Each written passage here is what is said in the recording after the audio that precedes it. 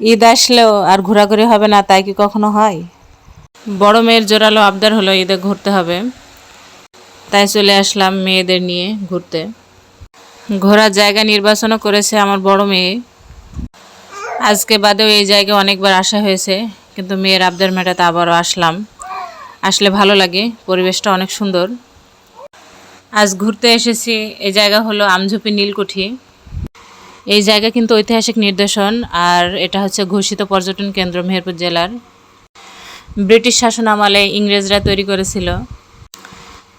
এখানে ব্রিটিশরা বসে খাজনা আদায় করত আর নীল চাষে পর্যবেক্ষণ করত। এখানে অনেকগুলো ভবন আছে। এই কুঠি বাড়িতে কয়েকটি ঘর থাকার মধ্যে আছে শয়নকক্ষ, ঘোড়ার ঘর, কয়েদখানা, নাচঘর, মৃত্যুকূপ। আর সবচেয়ে আশ্চর্যজনক নিদর্শন এখনও বর্তমান আছে, সেটা হলো স্নেক প্রুফ রুম। সেই ঘরে কিন্তু কোনো সাপ ও পিঁপড়াও যেতে পারে না।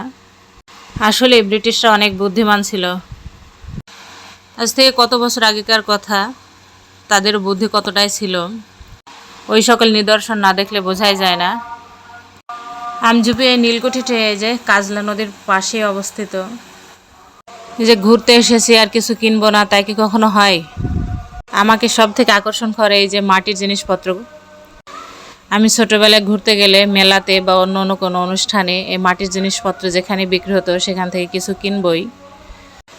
আমার বড় মেয়েও কিন্তু আমার মতোই হয়েছে, মাটির জিনিসের প্রতি অনেক দুর্বল। তাই দুজনে চলে আসলাম দেখার জন্য এখানে কি কি পাওয়া যায়। এখানে প্রচুর জিনিসপত্র আছে, মাটির ব্যাংকার থেকে শুরু করে বিভিন্ন ধরনের আসবাবপত্র, খেলনা। কিন্তু দামটা একটু বেশি ছিল, আর মেলাতে সাধারণত দাম বেশি হয়। তবে দাম যেমনই হোক, জিনিসগুলো দেখে অনেক সুন্দর লাগছিল। এই মৃৎশিল্পদের কাজের যে ধরন, তাই দেখে আসলে তাদের মূল্যটাই বিচার করা যায় না। এত সুন্দর যে কাজ করে, অসাধারণ। আমার মেয়ের পছন্দ হলো এই যে ছোট ছোট হাঁড়ি পাতিল, আসলে আমারও ভালো লেগেছে, নিয়ে দিলাম। এখানে 7টি আইটেমের হাঁড়ি কড়াই ছিল। 150 টাকা দাম চেয়েছে, তবে 10 টাকা কম নিয়ে 140 টাকা দিয়ে দিয়েছে।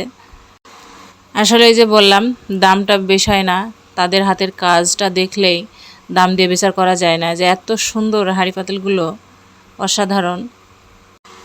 সব থেকে আমার বেশি পছন্দ হয়েছে হাঁড়ি আর চিতই পিঠা বানানোর পাঁচখোলা বলে।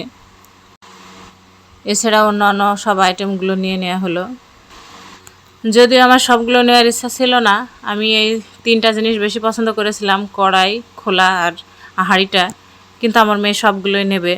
আসলে বাসাতে এমন হাঁড়ি পাতিলের সেট অনেক পড়ে আছে, কিন্তু মেয়ের যেদের কাছে তো নেওয়াই লাগবে, তাই সবগুলোই নিয়ে নিলাম। মেলায় ঘোরাঘুরি শেষ করার পর চলে আসলাম আইসক্রিম খাওয়ার জন্য। আমার পছন্দের আইসক্রিম, তাই এটাই খাবো। আমার মেয়েদের জন্য দোয়া করবেন, আর ভালো থাকবেন সবাই।